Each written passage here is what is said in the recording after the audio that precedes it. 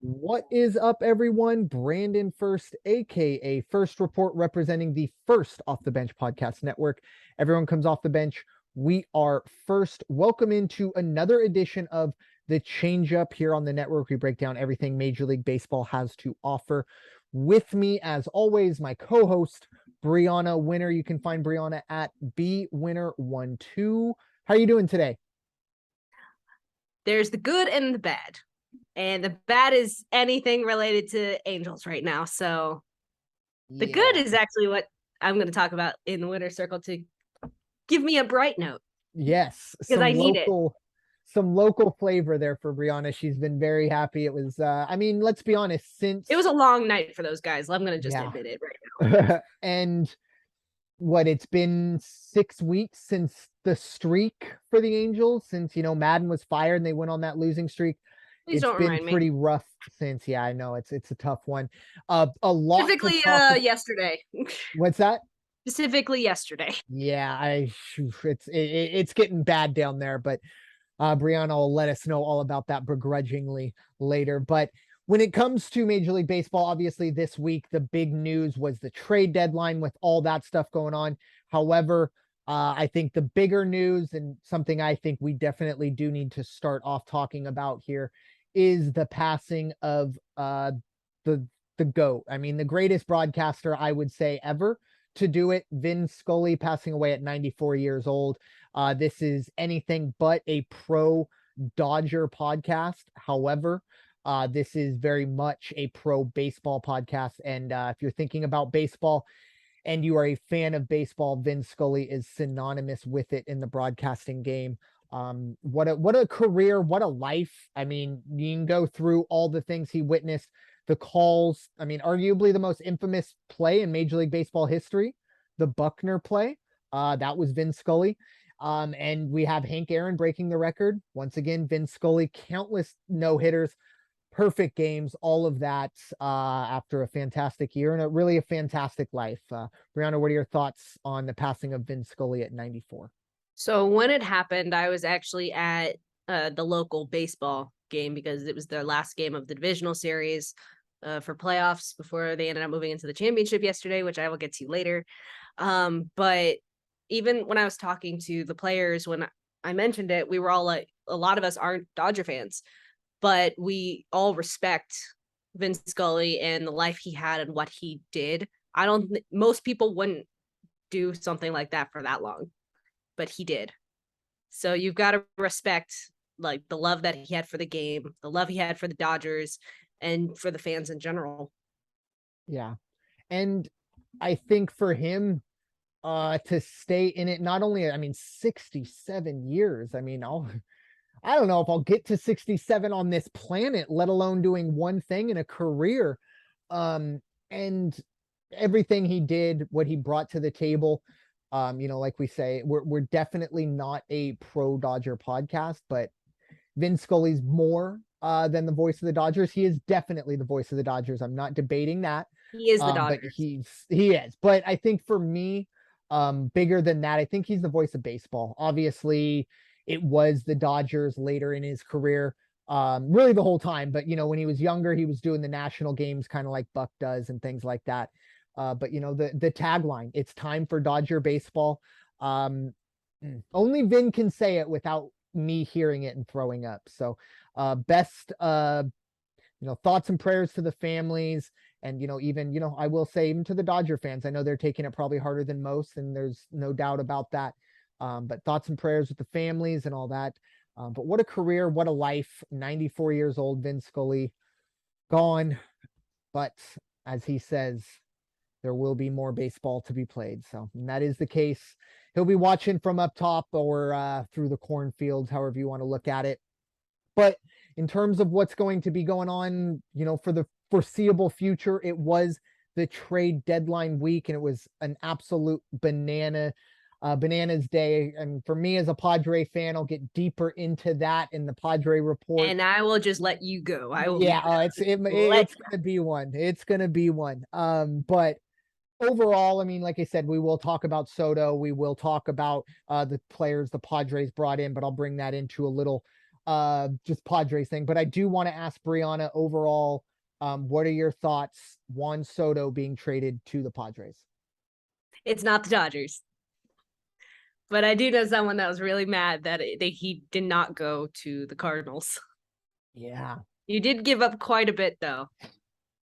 Yeah, we gave up a lot. But Sure. yeah, everybody almost. Oh, we want to talk about Eric Hosmer being a baby? Oh, I will. Oh, I will. That's my other I got the champagne over here on ice ready to pop that here in a little bit later. But no, a lot was given up, but a lot needed to be given up. It's unfortunate. The Padres went from probably a top five farm system to probably 20th, even lower, in a matter of hours, but they got a lot better at the major league level. But we'll get more into that in a bit on the Padres side of things. Some of the notable players that were traded, maybe not the big names, but some of these guys I think are going to have a big impact on their new teams. We have Luis Castillo getting out of Cincinnati, Frankie Montas getting out of Oakland. Good for him, going from Oakland to the Yankees. You talk about very much needed. Yeah, I mean, goodness gracious, play the lottery, Mr. Montes. You're a lucky man. Josh Hader, of course, I'll talk about him more, going to the Padres. Joey Gallo going to the Dodgers. Whit Merrifield, Harrison Bader, Jordan Montgomery. That was an interesting trade with the Cardinals and the Yankees. Harrison Bader and Jordan Montgomery straight up.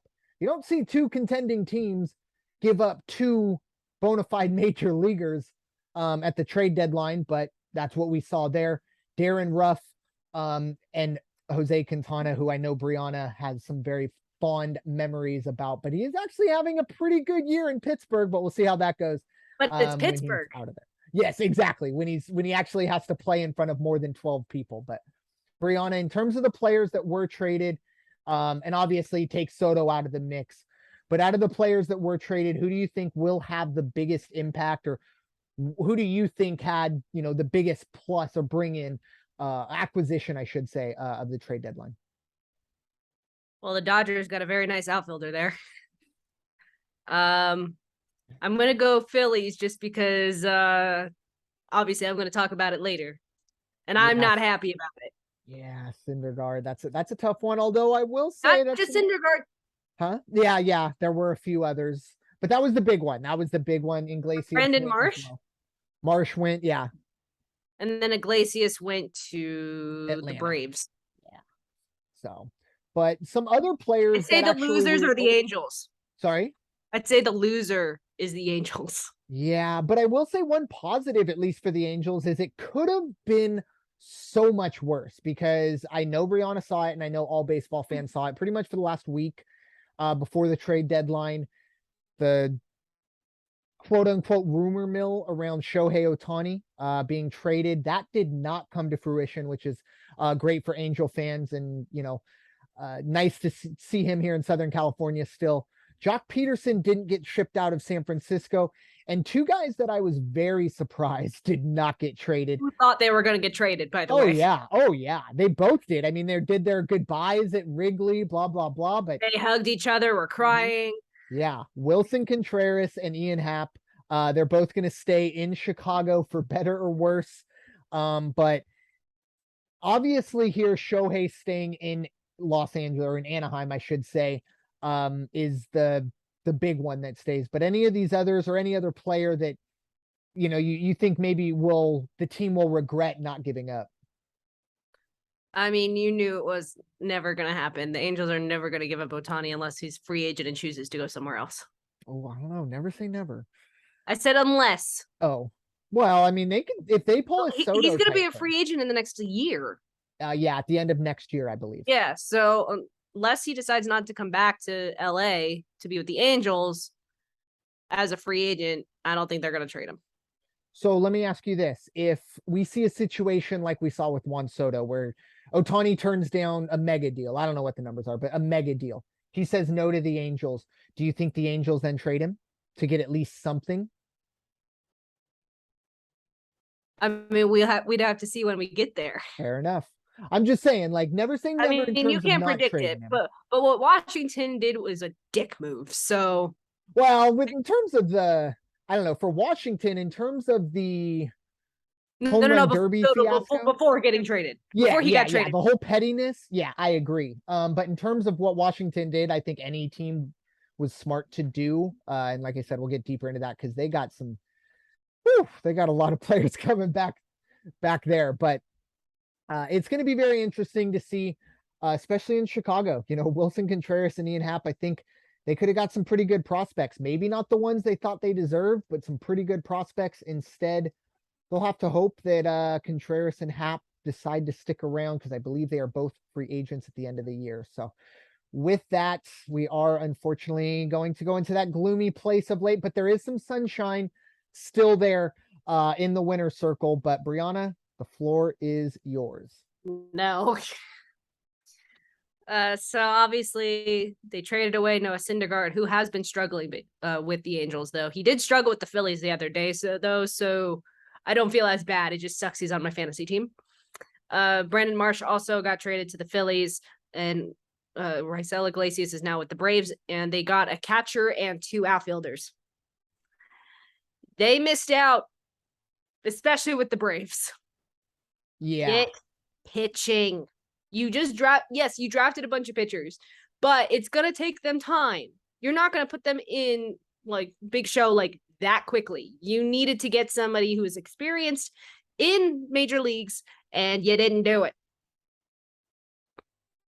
Like, I don't mind the catcher part because especially if one of the catchers go down, it's going to suck because I'm finally just starting to get my catchers back on my fantasy team in Molina. He's finally back. And then obviously it didn't really go well for them this last week. They went 2-1 against the Royals, 1-3 against the Rangers, and 1-2 against the A's. Now that's bad. So against the Royals, pretty much the entire series was a shutout. They lost 7-0, won 6-0, and won 4-0. The Rangers, they lost 2-0 on Thursday, even though Ohtani gave up. He gave up a home run and a double, which didn't help. But he had 11 strikeouts. And he got the loss because he did give up the runs. And then on Saturday, they won 9-7. Ohtani had a 3-run home run. Fletcher went 2 for 3, and I haven't seen his name in a very long time on that roster. And then the part I was dreading against the A's, who are the worst team in baseball right now. They went 1-2. They lost 8-7 yesterday. All 7 of their runs came from home runs. I see you laughing. It's hard. It's hard to not. I'm sorry. Like, and I'm saying this as a Padre fan, and I know the Padres are doing much better, but I've been there. Trust me, I've been there. But yeah, sorry. I'll try and keep the poker face stuck here. Back to you. Sorry. So all 7 of their runs came from home runs. Ohtani even hit 2 of them. This is what you said, only happened 6 times before, where every single run comes from a home run and they still lose. Yeah, I know when you texted me about it, I didn't even know they lost. I just saw they hit 7 home runs, and I'm like, you know what? Bryanna's finish the sentence first. I know. Yeah, it was not my final. That was on you. 100%. I was just trying to, it's the thought that counts. I was trying to put a smile on your face, and I actually did the opposite. But yes, you did. Story of my life. Anyway. So they've got the Mariners today through Sunday. They've got a double header tomorrow. And then they've got the A's once again, Monday through Wednesday. They're pretty much on the road the entire time, and they really need to get some wins. Now, on my brighter note, the local college summer team here in Gearing is in the championship series. This game lasted over 5 hours yesterday, went 15 innings. And the team here is now 1 win away from winning a title. Look, and I love these guys to bits. This closer, who I know that you are very shocked that did this, he went 7 innings, only gave up 2 hits, 1 walk, and 15 strikeouts, and he came in with the game tied in the 9th inning.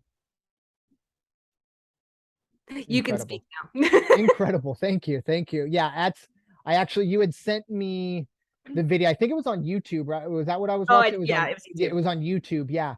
And I think I only watched the end of the inning, but I think it was struck out the first guy I saw, and then to end the inning, someone popped out, and the announcer even said, "Oh, well, hey, at least they're making contact," and it was just kind of one of those situations where the guy was obviously dealing. Good for him. Pittsburgh State, which, as I just learned, as most of you will hopefully right now, is not in Pennsylvania. It's in Kansas, you said? Yes, and it's Pittsburgh without an H. Ah, so the right way to spell it. Yes. I hate silent It's in letters. Pittsburgh, Kansas. It's an NCAA Division II school, and this pitcher threw a no-hitter the day before his birthday in April. Struck out 16, which is the most he's ever struck out. He just struck out 15. In 7. In 7. That's nuts. 15 out of 21 outs were recorded without the person putting 24 on the ball. 24 batters faced. Yeah. 97 pitches. He's done for the rest of the summer season. But he threw 71 strikes. And keep in mind that no-hitter was 9 innings with 16 strikeouts. Imagine what he could have done if he didn't have that 2 hits in the walk. Crazy. And the game was tied at 3. And I think I sent it to you when they were in the 13th. Yes, you did. We were all really wanting them to just got rolling finish the game. Wow. Yeah. Well, good. I'm glad we had some positivity in the winner's circle. And now I will mute up because you're gonna have a lot to say. It's gonna be an interesting Eric Hosmer is a freaking baby. So obviously it's time to talk about the Padres, and really I would say the biggest news for a second straight deadline day, if you will, has been the Padres. I will say last trade deadline day was arguably one of the worst as a Padre fan, at least in this new age of being a Padre fan, in terms of, I remember leaving work where I was at Ken Rosenthal saying the Padres have Max Scherzer. By the time I get home, not only do the Padres not have Max Scherzer, but the Dodgers have Max Scherzer and Trey Turner. It was a nightmare scenario.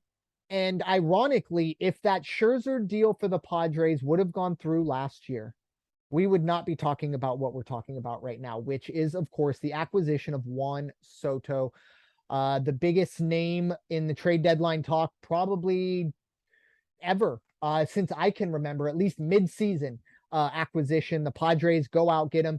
They give up the farm, folks. I thought, 2 out of the 3, Hassel, Abrams, Gore, pick 2 out of those 3. We'll keep the other. No, they took all 4. They also took another top prospect. I think he was number 88 in the top 100. But those big 3, CJ Abrams, Mackenzie Gore, and Robert Hassel III, top major league talent ready right now with Gore and Abrams. And Hassel's probably a year or 2 away. They also get Luke Voigt after Eric Hosmer pulls a little bit of a hissy fit and says, no, I'm going to go to Boston instead, or I'm definitely not going to Washington. There was some scrambling going on. There at times it was sounding like Eric Hosmer was holding up the deal, which, my goodness, I don't know how you are still in the city of San Diego. If he would have been the reason that deal didn't go through, I don't think he can be on this team anymore, or at least in this city. He would get booed mercilessly. But luckily that didn't get done. But we do lose Luke Voigt, who I really like, even if just he looks like a linebacker playing softball. But he has been sent to Washington as well. The Padres also go out and get Josh Hader. They get Brandon Drury, who in his first game as a Padre hits a grand slam. They get Cam Gallagher, backup catcher. Not quite sure where that one came from, but all right, he could do something. AJ Preller knows better than I do what they need, so they go out and get the job done. But for Soto and the Padres now, it's 2.5 years to win a championship. I don't think the Padres will sign Juan Soto. If he said no to 440 million, I don't know how the Padres come up with 441, if I'm being honest. And I'm fine with that. That's okay. That's a lot of money. And we already have some guys locked up for long term. So I don't know if we're going to get him for that time, but 2.5 years to go out and win a championship with Juan Soto, and arguably the best big 3 in baseball when they are healthy. Machado, Tatis, and Soto. It's very, very interesting. I am very, very happy not only to have Soto, Hader, Drury, those guys in here. Oh, and Josh Bell. I'm sorry. Apologies to Josh Bell. Josh Bell came in that deal as well. And that's a perfect segue to picking up a good first baseman to getting rid of Eric Hosmer, who has been the worst contract in Padres history. I'll give them credit. The Padres, it was the first time they ever went out and made a big splash in the free agent market that I can remember outside of 1998 when they needed to build a stadium. They went out and got Hosmer, paid way too much for him. Finally, they were able to get rid of that contract. 3 years, 39 million sent to Boston plus cash. I'm sure probably 10, 15 million went with Eric Hosmer to kind of buy him out. But the Red Sox, they can kind of afford to make that investment, if you will. Good luck to him and good luck to them. Good riddance to Eric Hosmer. So excited for him to be gone. And I think overall for the Padres, this team right now is set up the best the Padres have ever been set up. There's absolutely no doubt about that.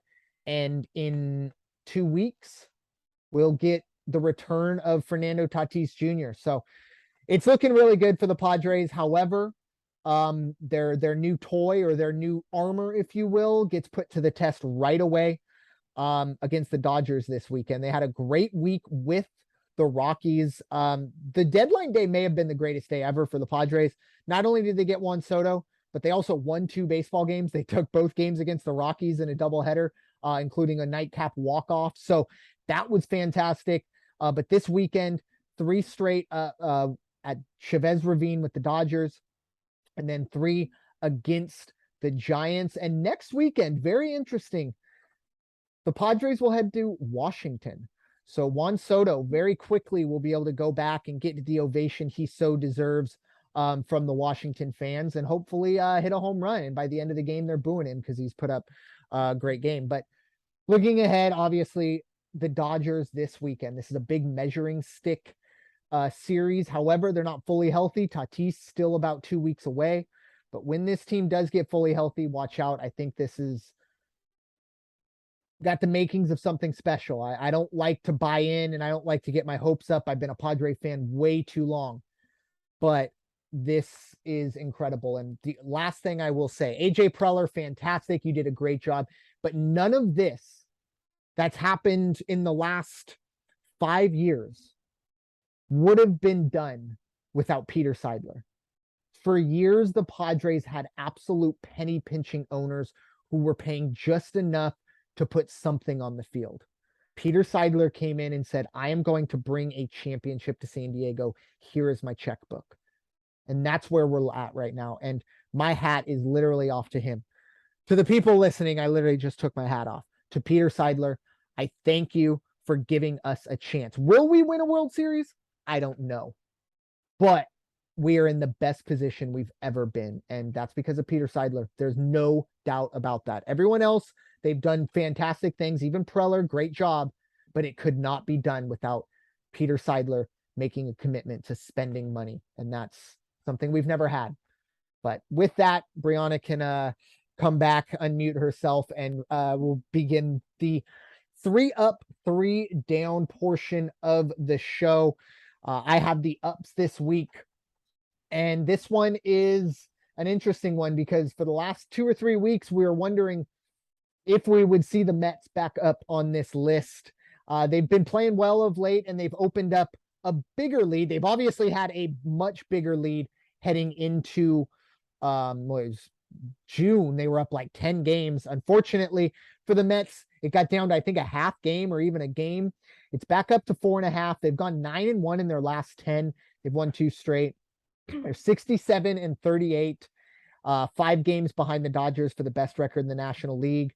And then 4.5 games up on the Braves. They made a little bit of movement there, but still a long way to go. Bryanna, what are your thoughts? Mets kind of, I would say, surprising me. I think I was surprised that they're still in first place after what the Braves have done and what they were doing. Well, they got DeGrom back from injury. Good call. And he looked good. Oh, what? Isn't it been like a full year since he played? Maybe more, honestly, if I'm being honest. I mean, kudos for him just coming back after that long and looking that good. Yeah. And obviously, one of the downs is going to be the Braves. But look, if you can make some separation now and continue to make some separation, you'll be good. Yeah. Yeah, the Mets and for DeGrom too. It just kind of popped into my head. I wonder, kind of bummed. I wonder if the Mets would consider putting him in as a DH when he's pitching one time because he was a fantastic hitter. There was, I think, one game where he was the entire offense. But in the Mets way, as always, I believe he goes out, pitches a gem, and they don't put up enough runs, and he loses again. That's very, very Mets like there. But what is our first down of the week, Bryanna? Well, I'm actually going to switch up the order so that we stay in the division. So the first down's going to be Atlanta. Look, they were on a roll, and now they're 4.5 games back of the Mets. And that's not something you can do, especially after the All-Star break. Because at this point, you need to pretty much just get a move on. If you want to win the division, you have like 2 months. You have actually less than 2 months to even try to attempt to overtake them. So if you can't do it now, what's that going to say for your playoff chances? Yep. Yeah, and I don't know. They brought in Jake Odorizzi and Raisel Iglesias. Don't I think don't know that's if enough. that's enough, but I don't think it is. at the same time, I don't think it needs to be enough. I think the Braves are still better than the Mets, and I know they're 4.5 games back. Look at their record. I understand that, but I think if these two teams were to play a best of 5 or a best of 7, I'm putting my money on the Braves. But at the end of it, 4.5 games back, and right now the Mets are set to get that first round bye. We're gonna have to remember that as we head into the playoff push here, folks. It's like the old school football rules. Top 2 seeds get a bye, which I don't know. I don't know if buys are great in baseball because you want to stay loose and you want to stay live action. But anyways, so the Mets would have that second seed. The Braves would play the Padres, and I'm over here. That's my nightmare. Give me the Mets. Come on, Braves. I'd much rather be in a series against the Mets than the Braves. And that's just my thought process. But at the moment, yeah, you're right. The Mets going up, Braves going down. Can't deny that. We'll see how it goes towards the end. Still about a little bit, yeah, 2 months left of the year. Oh, I can't wait to see how this all goes down. But our second up of the week, it's going to be the Toronto Blue Jays. They've been making some moves, bringing Whit Merrifield.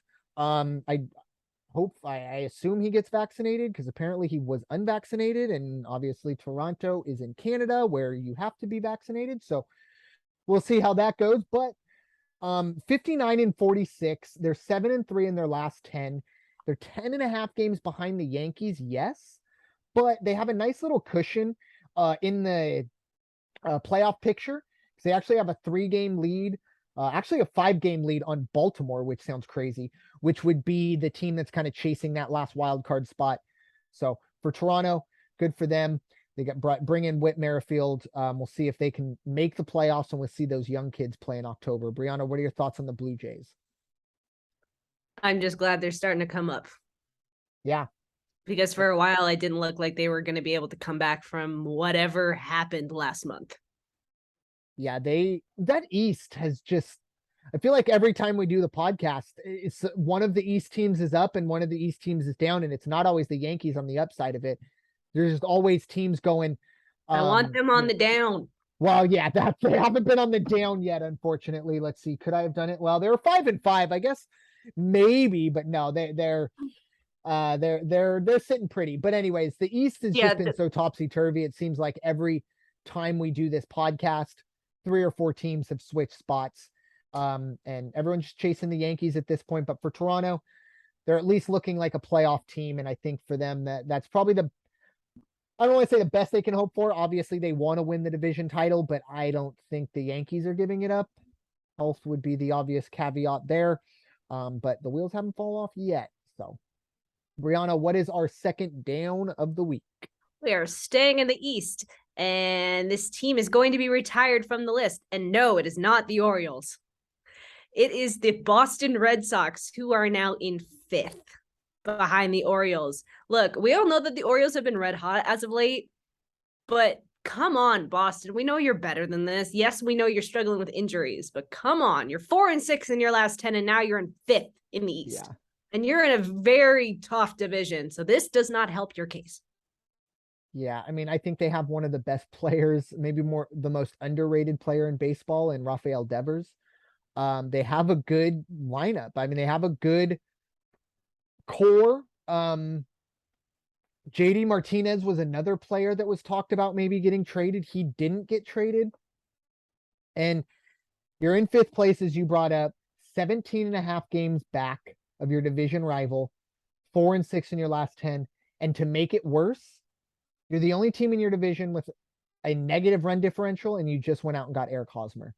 I mean, if that doesn't put you on the down list and retire you, I don't know what does. So with that, for me, it was just the fact that they're now behind the Orioles. Oh yeah. And they've been on the down list quite a bit already. Yeah.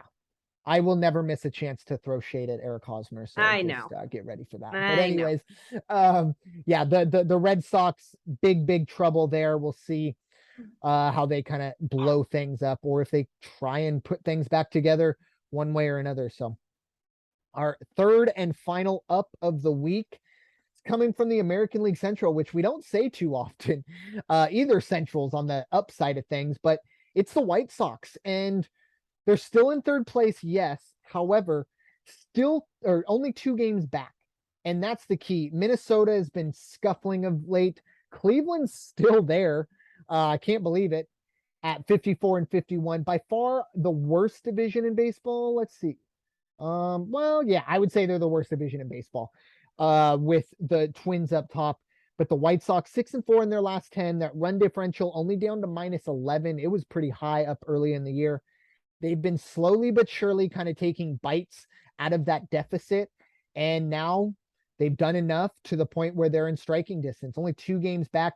The AL Central might not be very good, but it's going to be fun to watch coming down the stretch. Bryanna, what are your thoughts? White Sox inching closer and closer to 1st place. They may be inching, but they have to get past the Guardians and the Twins. Do I see that happening with less than 2 months? No, I do not. No, wow. Only 2 games? Unless one of those 2 teams can just start falling off the face of the earth, I don't see it happening. Interesting. I think a really safe future bet right now, and you could probably get a nice odds on it, is taking the White Sox to win the Central. I think they're the talent wise, I think you could take the best players from Minnesota and the best players from the Guardians, maybe leave Jose Ramirez alone. And the White Sox still may be better. So it's still kind of odd to me, but the injuries will always, the White Sox seems to be that new Yankee team. Unfortunately, the last 2 years, they just can't seem to stay healthy. And somehow, some way, Tony La Russa has survived, and this is helping. Let's be honest. Only 2 games back heading into August. We'll see how they go. We have another retirement, I believe. Bryanna, what are your thoughts, or what is our third and final down of the week? It is much deserved. We are staying in Chicago, and I hate to say this. It is the Cubs. They are going to be retired. Look, if you're going to be behind now a team that was the worst in the league to start the season, who had a literally history-making worst start to the season, you deserve to be down here, and you deserve to be retired. There's not much else you can say about this. They are 1 game back of the Reds. Yeah. If it was the A's, we need to see who has the worst record, but I believe it's the A's. If they go anything below the A's, they are just done. Well, they're no. Okay, well, it's they got 42 wins. Oakland has 41. They have 63 losses. Oakland has 66. So about 3 games, 2.5 games, however that breaks down, worse, or better, I should say, than the A's right now. But the better goes in air quotes. And I agree. It's about time that we retire the Cubs from this list. I don't know. I don't know if Dave Ross survives. I'll be honest. No. There've been a lot of talk about him lately, and I know he's, a very lovable guy. Everybody, doesn't have a bad thing to say about his personality, things like that. Sometimes nice guys aren't great managers. Maybe some are, maybe in the right area or in the right spot. Yes. I still go back to the fact, and I know a lot of the guys that he played with aren't there, but I think it's hard to retire and then a year later go manage guys you were probably drinking beers with after the game, or, just conversing in a peer to peer. Now you have to go out and grab the ball from John Lester and, those things. And like I said, I know most of those guys have moved on and that was the old guard, blah, blah, blah. But I think it's still even the staff, things like that, the fans. I don't know. But I think another big reason why the Cubs are on this down list, besides the record and the just bad baseball, I said at the beginning, when we talked about the trades, I think they missed a chance to get some prospects. And I know you want to keep Contreras. I know you want to keep Happ. They're great players. I don't blame you. You want to win as many games as possible. But at the end of the day, if you don't think you can keep these guys here after this season ends, go get 2 or 3 players and see if one of them turns in to a major league ready player. And hey, great. I think they wanted more than others were willing to give up. I could understand them, standing pat, but it's just going to be a rough look when they finish with 100 losses and both of those players walk in free agency. But just my thoughts. They will probably get a very high draft pick next year, so good for them. Get the scouting team out, checking on that. Maybe head out to Pittsburgh State. I think there's a kid out in Pittsburgh State you need to scout. But Bryanna, that is all we have. Yeah, sorry, just want to make sure. Sorry. All we got. Final thoughts, Bryanna, for this edition of the Changeup. Yes, the Cubs need pitching, but they need fielders more than anything. I think they just need anything. They at need this anything. Point. Yeah, you can't be picky. It's bad. But I've always looked at it. Those fans waited 108 years or whatever it was, and they won a World Series. Well, get ready. It's going to be another long wait. No, I'm just kidding. But you got your championship. There were people that had lived and died and never seen that. So I know they're frustrated and they have every right to be. But I tell all Cubs fans, just remember that fantastic season and down 3-1 in the World Series and you come out and break the curse. So my final thoughts, it's pretty simple. Beat LA. The Padres have put themselves in position to be a very, very good baseball team. Are they better than the Dodgers? I don't know, but guess what? We're going to find out. Maybe not so much this weekend because we're not fully healthy, but towards the end, as we continue to get deeper into this, and eventually, if we get what we want, it will be a league championship series against the Dodgers. And as much as that makes my stomach turn and I'll be a nervous wreck, I probably won't be able to do a podcast for 2 weeks. I'll be excited to see it happen. And as a Padre fan who suffered for a very, very long time, it's nice to see a team that you go out and watch and say, you know what, this team could possibly win a World Series. But a long way to go, a lot of work to do. We shall see. But with that, thank you all so much for listening to this edition of the Changeup presented by the First Off the Bench Podcast Network. Everyone comes off the bench. We are first. Time for y'all to go wash your hands and stop hating everybody. We'll talk to you all very soon. Take care.